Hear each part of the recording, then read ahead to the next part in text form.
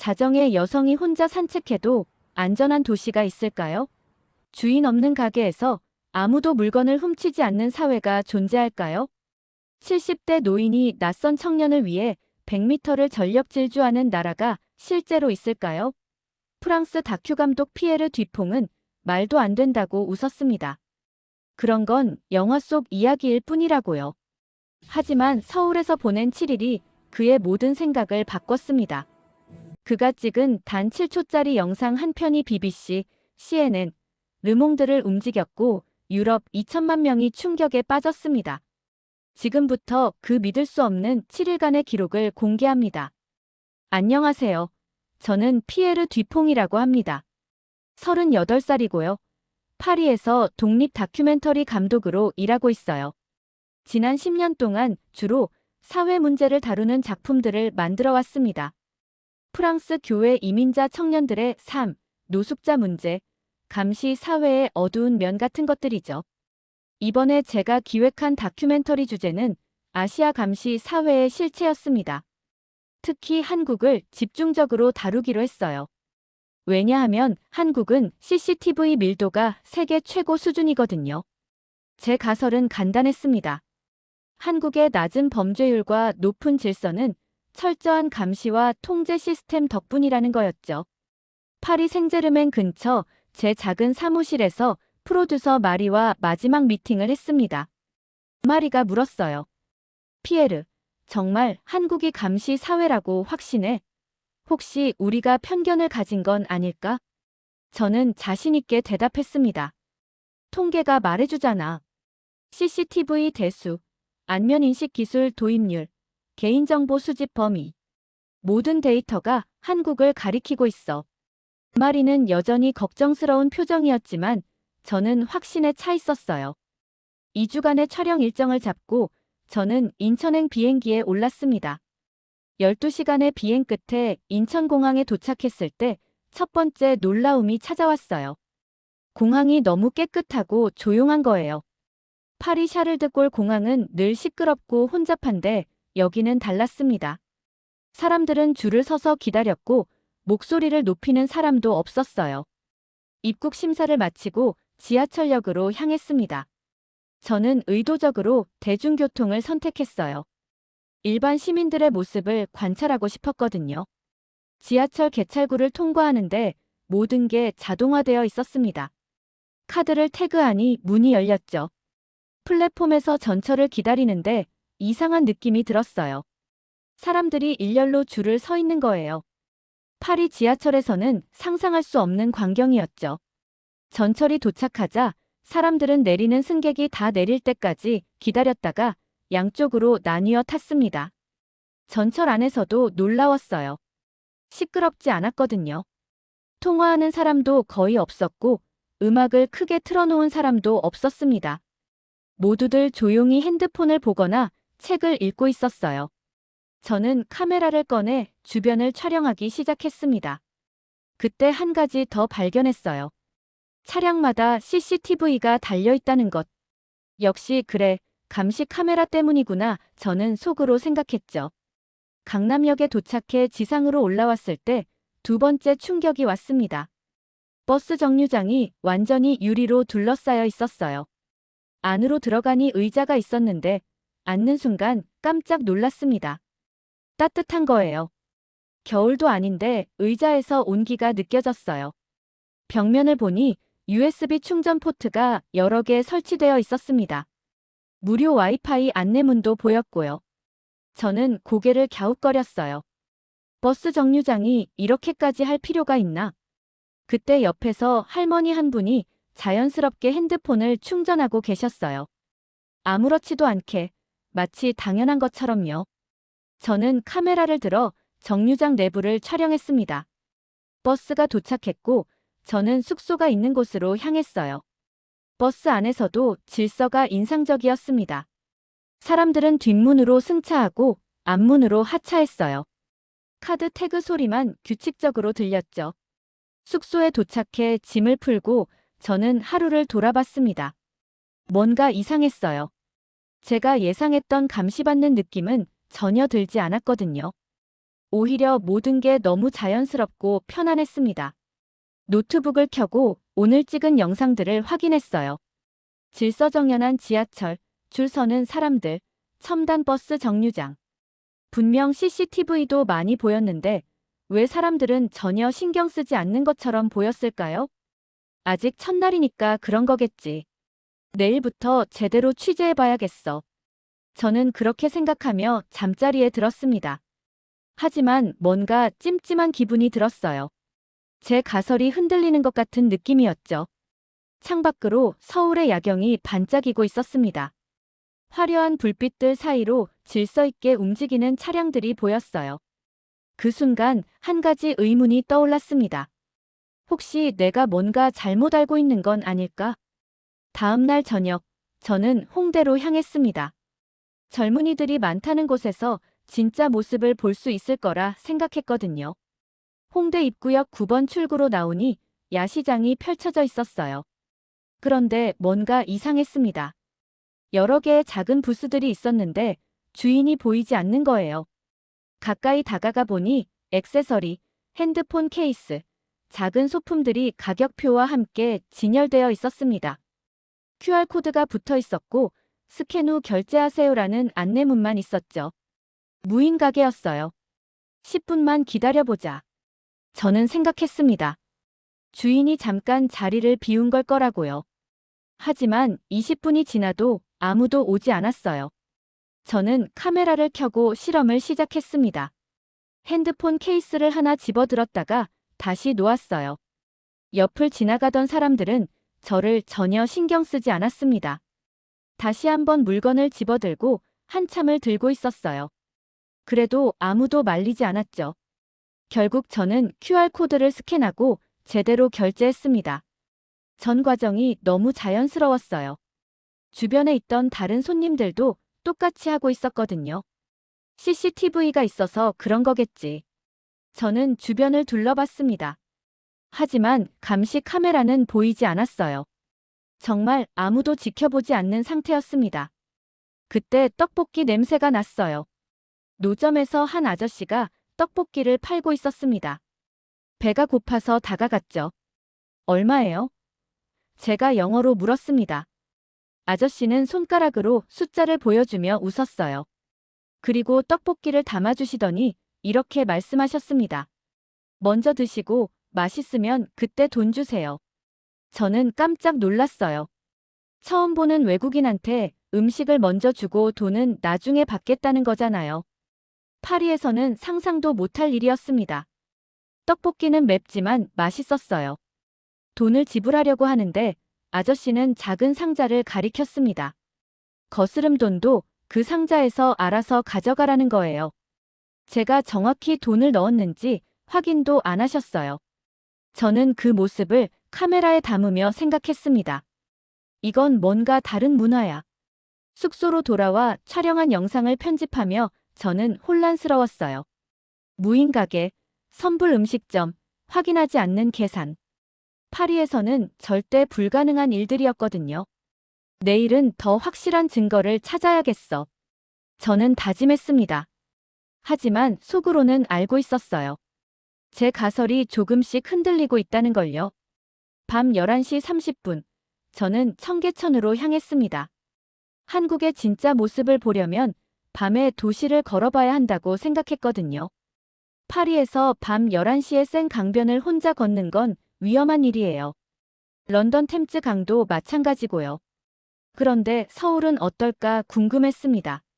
청계천에 도착하자마자 놀랐어요. 자정이 다 되어가는데 산책로 조명이 환하게 켜져 있었거든요. 따뜻한 색의 조명이 길을 밝히고 있었죠. 파리였다면 진작 꺼졌을 시간이었어요. 더 놀라운 건 사람들이었습니다. 연인들이 손을 잡고 걷고 있었고 혼자 조깅하는 여성도 있었어요. 벤치에 앉아 책을 읽는 대학생도 보였습니다. 아무도 두려워하지 않았어요. 저는 카메라를 들고 천천히 걸었습니다.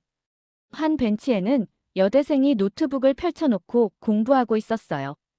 가방과 핸드폰을 옆에 두고요. 파리에서는 절대 할 수 없는 행동이었죠.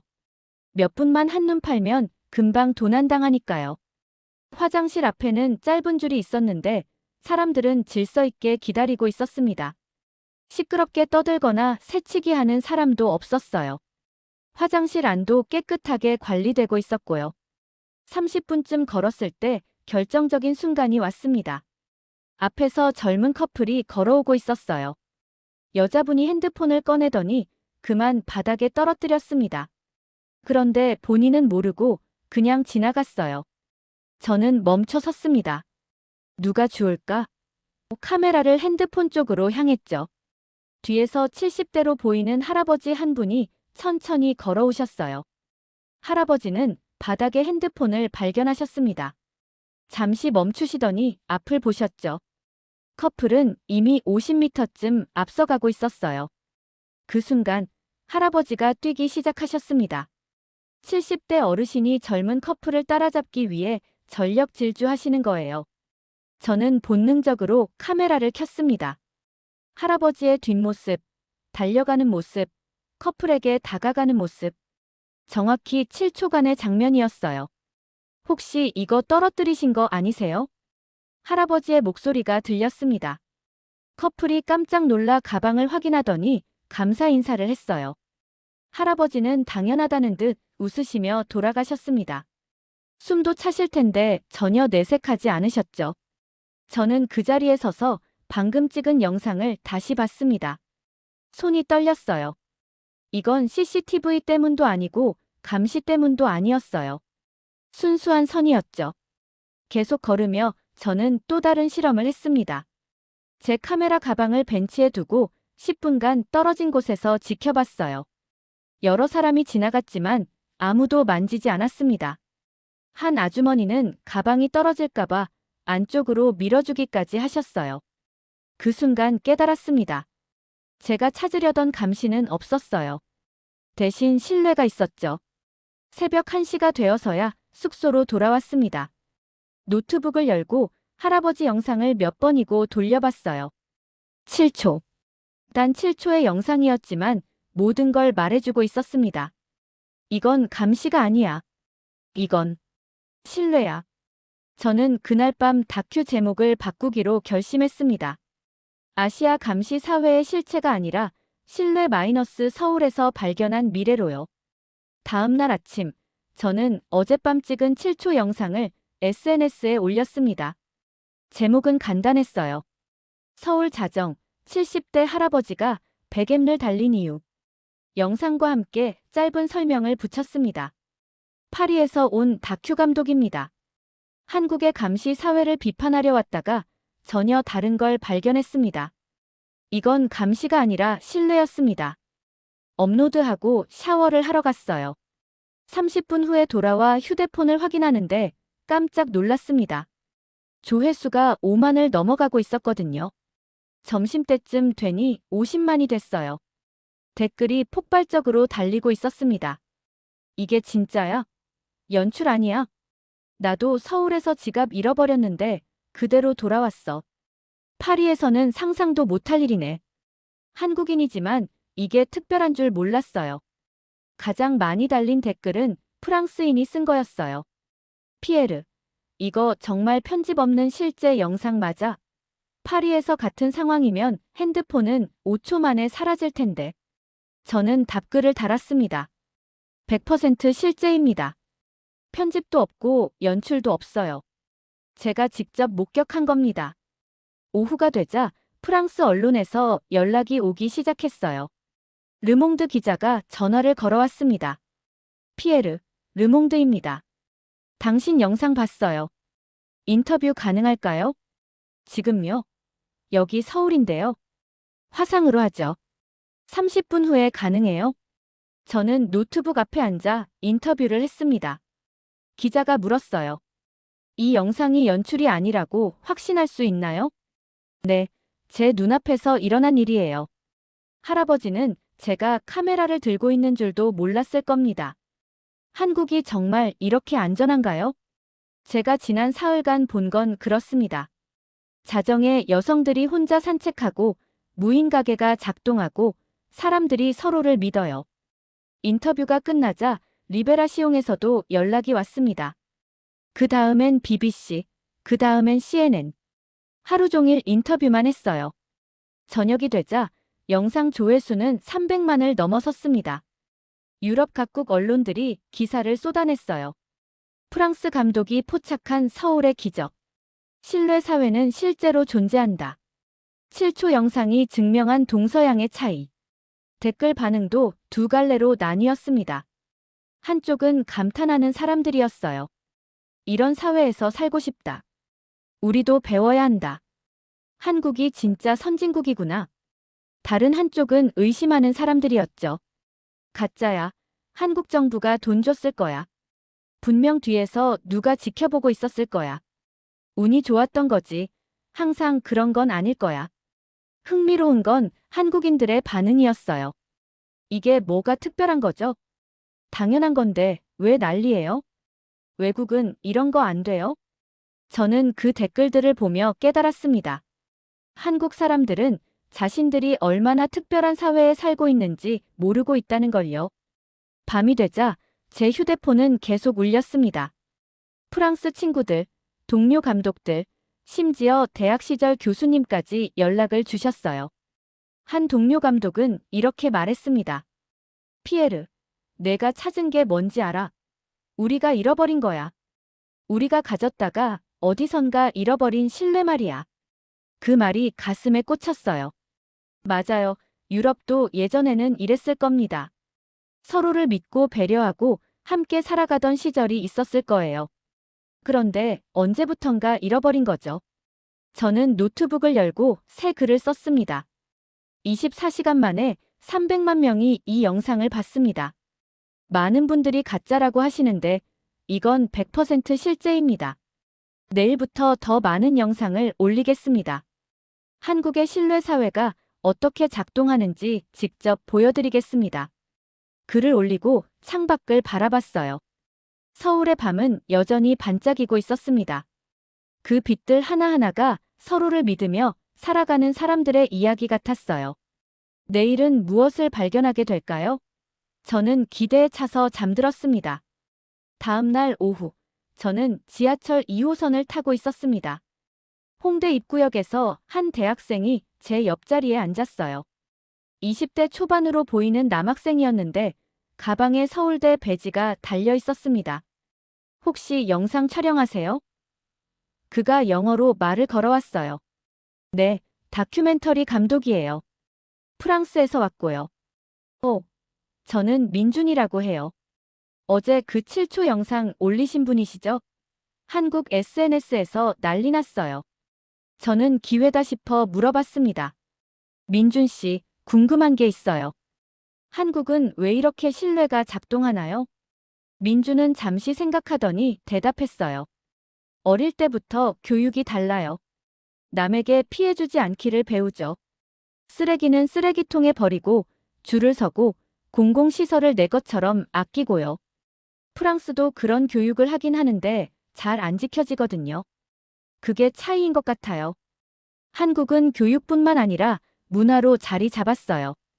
부모님이 먼저 실천하시고 주변 사람들도 다 그렇게 하니까 자연스럽게 따라 하게 되는 거죠. 전철이 신촌역에 도착했고 우리는 함께 내렸습니다. 민준이 창밖을 가리켰어요. 저기 학교 운동장 보세요. 농구공들이 그냥 놓여 있죠? 학생들이 공동으로 쓰는 거예요. 아무나 가져다 쓰고 다시 갖다 놓으면 돼요. 도난 안 당해요? 거의 없어요.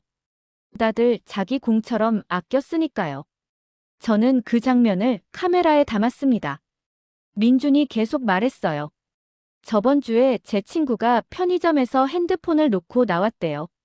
1시간 뒤에 다시 갔는데 점원이 그대로 보관하고 있었대요. 당연한 거죠. 파리에서는 5분이면 사라져요. 그게 바로 차이예요. 여기서는 서로를 믿으니까 믿을만하게 행동하는 거예요. 선순환이죠. 민준의 설명을 듣고 있자니 퍼즐이 맞춰지는 느낌이었습니다. 한국의 신뢰 사회는 감시가 아니라 문화로 만들어진 거였어요. 솔직히 불편하지 않아요? 항상 규칙을 지켜야 하잖아요. 민준은 웃으며 대답했습니다. 불편한 게 아니라 편한 거예요. 제가 규칙을 지키면 다른 사람도 지키니까 결국 다 같이 편해지잖아요. 무인 가게가 있으니까 밤늦게도 물건을 살 수 있고요. 그 말이 전곡을 찔렀어요. 신뢰는 제약이 아니라 자유를 가져다 주는 거였습니다. 민주는 떠나기 전에 말했습니다. 피에르 씨, 다큐 잘 만드세요. 신뢰만큼은 우리의 자랑이에요. 그날 밤 저는 민준과의 대화를 영상으로 만들었습니다. 제목은 신뢰는 선택이 아니라 문화다였어요. 사흘째 되던 날, 저는 렌터카를 빌려 경부 고속도로로 향했습니다. 협력 PD가 부산에 있어서 만나기로 했거든요. 1시간쯤 달렸을 때 휴게소 표지판이 보였어요. 파리로 돌아가기 전에 한국 휴게소를 꼭 보고 싶었습니다. 프랑스 고속도로 휴게소는 그냥 화장실과 자판기가 전부거든요. 주차장에 들어서자마자 놀랐습니다. 넓고 깨끗했어요. 차선도 명확하고 안내 표지판도 곳곳에 있었죠. 주차하고 건물로 걸어가는데 쓰레기 하나 보이지 않았습니다. 자동문이 열리자 시원한 에어컨 바람이 불어왔어요. 건물 안은 마치 작은 쇼핑몰 같았습니다. 편의점, 카페, 식당들이 줄지어 있었죠. 먼저 화장실로 향했습니다. 파리 공중 화장실은 악몽이거든요. 더럽고 냄새나고 휴지도 없어요. 그런데 문을 여는 순간 멈칫했습니다. 깨끗했어요. 아니, 깨끗한 정도가 아니라 호텔 화장실 수준이었죠. 세면대는 얼룩 하나 없었고 바닥도 물기 없이 말라 있었어요. 그리고 냄새가 나는데 악취가 아니었습니다. 은은한 꽃향기였어요. 화장실 칸마다 휴지가 넉넉하게 비치되어 있었고 비누와 핸드드라이어도 모두 작동했습니다. 저는 카메라를 꺼내 조심스럽게 촬영했어요. 밖으로 나오니 청소 직원분이 세면대를 닦고 계셨습니다. 끊임없이 청소하는 거였죠. 사람들이 지나가면 잠시 비켜주고 다시 청소를 이어가셨어요. 복도를 걸으며 저는 주변을 관찰했습니다. 한쪽에는 키즈 카페가 있었어요. 아이들이 놀 수 있는 공간이었죠. 그 옆에는 수유실도 있었습니다. 엄마와 아기를 위한 공간이라는 표지판이 붙어 있었어요. 더 안쪽으로 들어가니 식당가가 나왔습니다. 한식, 분식, 치킨, 심지어 스타벅스까지 있었어요. 가격표를 보니 생각보다 비싸지 않았습니다. 편의점에 들어가 물을 하나 샀습니다. 계산대 옆에는 지역 특산품 코너가 있었어요. 각 지역의 과자와 기념품들이 진열되어 있었죠. 건물 밖으로 나오니 야외 휴게 공간이 있었습니다. 벤치와 테이블이 놓여 있었고 작은 정원도 조성되어 있었어요. 한 가족이 도시락을 먹고 있었는데 아이들이 뛰어놀 수 있는 잔디밭도 있었습니다. 주차장 한쪽에는 전기차 충전소가 여러 대 설치되어 있었어요. 반려동물 휴게 공간도 따로 마련되어 있었고요. 저는 벤치에 앉아 주변을 계속 관찰했습니다. 사람들은 쓰레기를 분리수거함에 버렸고 흡연은 지정된 장소에서만 했어요. 아이들이 뛰어다녀도 부모들이 주의를 줬죠. 다른 사람들 피해주면 안 돼. 30분쯤 지켜본 뒤 깨달았습니다. 이건 그냥 시설이 좋은 게 아니었어요. 시설을 만든 사람들의 철학이 담겨 있었죠. 화장실의 향기, 키즈 카페, 수유실, 전기차 충전소. 모든 게 사람을 먼저 생각한 디자인이었습니다. 특히 어린아이나 노약자, 장애인을 배려한 흔적이 곳곳에 있었어요. 그리고 더 중요한 건 시민들이 이 시설을 소중히 여긴다는 거였습니다. 깨끗하게 쓰고 규칙을 지켰어요. 공공의 것을 마치 자기 것처럼 아끼는 거죠. 저는 카메라에 담으며 중얼거렸습니다. 이게 바로 선진국이구나. 기술이 아니라 배려로 만들어진 나라. 차로 돌아가면서도 계속 생각했어요. 프랑스 휴게소는 왜 이렇게 못할까? 돈이 없어서? 아니에요. 프랑스도 부자 나라예요. 차이는 다른 데 있었습니다. 사람을 먼저 생각하는 마음. 공공을 소중히 여기는 문화. 그게 한국과 프랑스의 차이였어요. 일주일째 되던 날, 저는 인천공항으로 향했습니다. 하지만 이번에는 렌터카가 아니라 프리미엄 고속버스를 타기로 했어요. 한국 친구가 꼭 타보라고 추천했거든요. 서울 고속버스 터미널에서 표를 끊었습니다. 가격은 생각보다 비싸지 않았어요. 우리 돈으로 5만 원 정도였죠. 버스에 올라타는 순간 또 한 번 놀랐습니다. 좌석이 거의 비즈니스 클래스 수준이었어요. 푹신한 가죽 시트, 넓은 다리 공간, 개인 모니터까지. 좌석 옆에는 무선 충전 패드와 작은 테이블이 있었습니다. 리클라이닝 버튼을 누르니 좌석이 거의 눕는 수준으로 젖혀졌어요. 프라이버시 커튼도 달려 있었죠. 저는 카메라를 꺼내 이 모든 걸 촬영했습니다. 버스가 출발했어요. 엔진 소음은 거의 들리지 않았고 진동도 느껴지지 않았습니다. 1시간 반 동안 정말 편안했죠. 창밖을 보며 저는 지난 일주일을 떠올렸습니다. 무인 가게, 자정의 청계천, 할아버지의 칠초, 민준과의 대화, 깨끗한 휴게소. 모든 경험이 하나로 연결됐어요. 이건 감시가 아니라 신뢰였어. 통제가 아니라 문화였어. 공항에 도착해 체크인을 마치고 커피숍에 앉았습니다. 노트북을 열고 마지막 영상을 편집하기 시작했어요. 일주일간 서울에서 배운 것. 신뢰야말로 한국의 진짜 기술입니다. 영상을 업로드하고 게이트로 향하는데 카메라 렌즈 캡이 바닥에 떨어졌어요. 저는 몰랐는데 뒤에서 누군가 뛰어왔습니다. 익스큐스 미.